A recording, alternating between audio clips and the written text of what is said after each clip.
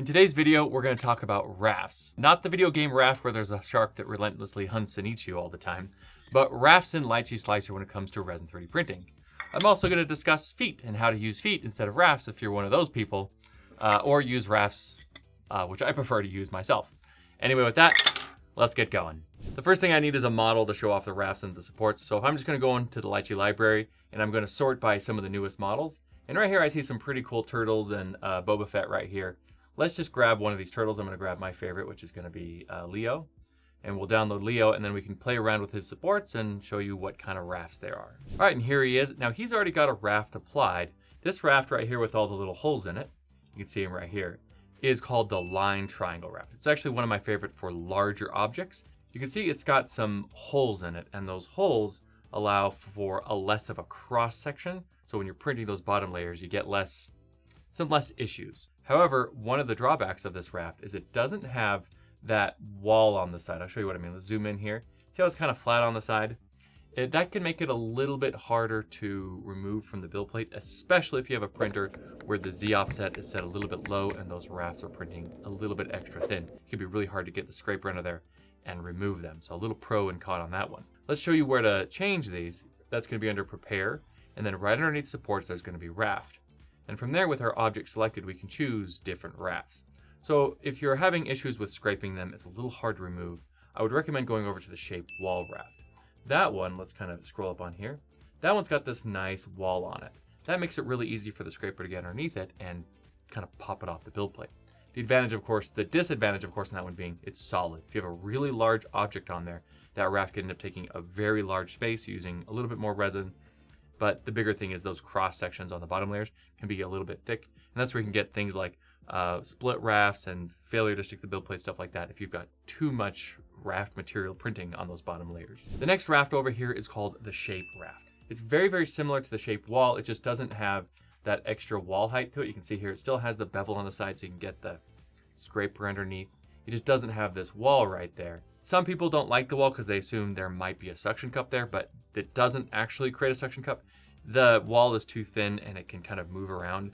Also, if you don't know, when resin is curing, it takes multiple passes before it becomes kind of hard. So as this thing is printing, it's actually kind of soft and malleable, not creating the suction cups like you might assume. But in case you are still worried about it, you do have the regular Shape Raft, which doesn't have that potential suction cup issue. Let's talk about the settings found underneath the raft real quick. The Shape Wall has the most settings, so I'll just go cover those ones and they'll kind of apply to all the other rafts. Let's start with the scale. The scale is basically just how big the raft is going to scale out from its original footprint. The precision is how it gets its original footprint. For this one, it's actually using the shadow of the object it's supporting to generate the walls of where that raft's going to be. And that precision is going to basically make it less or more accurate based on that shadow. The thickness is how thick the raft is at the base. That's the flat part here in the center. The angle is the angle of the walls on this particular raft. And then going down to the wall, that's how thick the wall is going to be.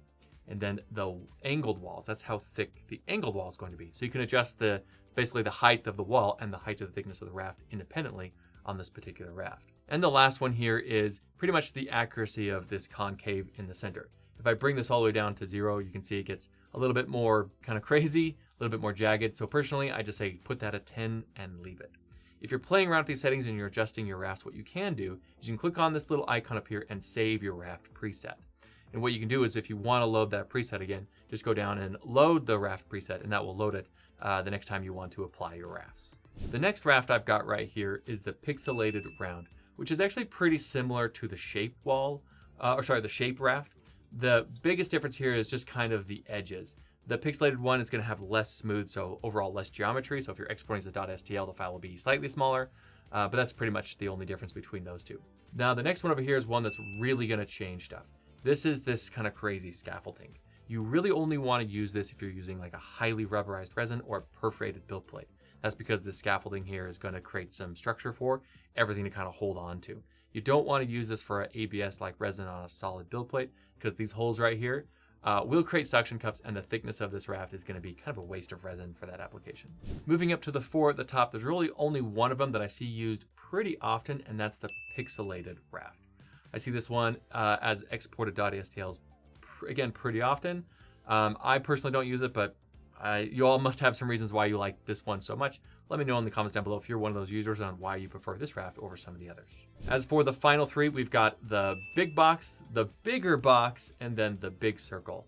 These three rafts, to be honest, I don't recommend using them. They're kind of some of the OG rafts within Lychee, and I think they've really been deprecated as we've introduced some of the much better rafts I've already talked about in this video.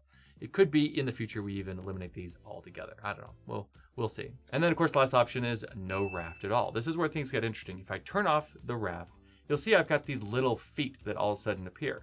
So if I, switch between the raft and no raft, we've got the feet.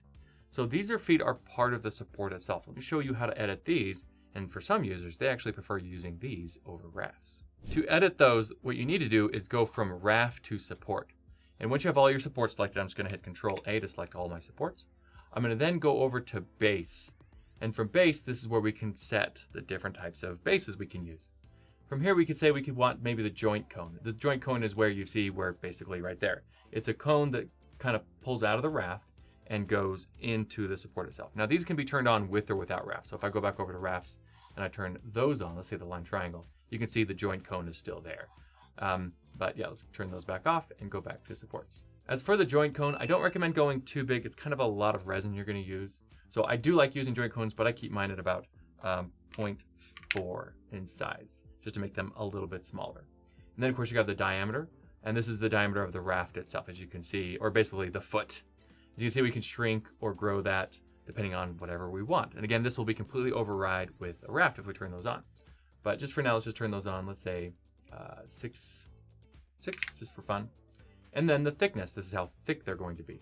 Now that's what I talked about earlier. If they're too thin, they can be kind of hard to remove from the build plate. So I don't recommend going any thinner than, personally, I think 0.75. I know a lot of people use 0.5. For me, I prefer the 0.75. It's not a lot of resin, and it's going to give you a little bit more thickness to really make sure they pop up nice and easy. And then we can put an angle on it, which is actually really nice. This gives you a little bit more of that area to go through, get the script underneath, and pop them up. Let me zoom in there a little bit so you can kind of see what that angle is doing.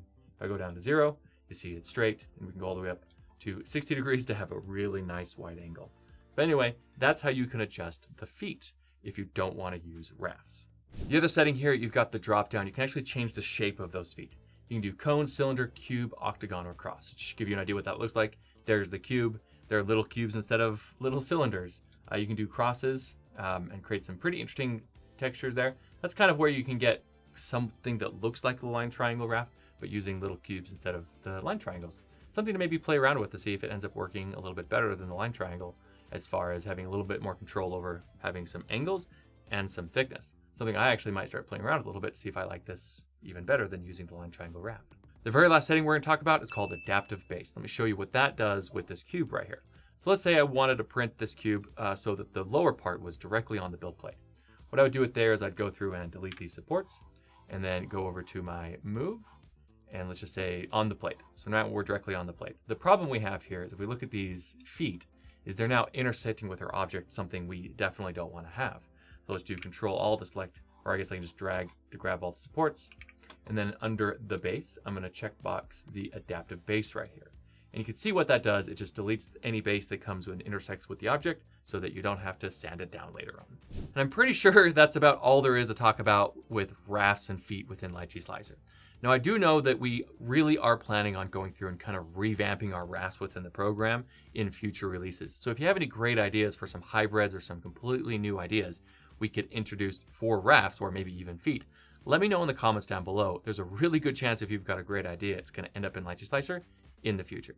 If you really enjoy 3D printing, make sure to hit that like and subscribe button. Join us on the Lychee Slicer Discord if you haven't already. And as always, thank you for watching and have a good day.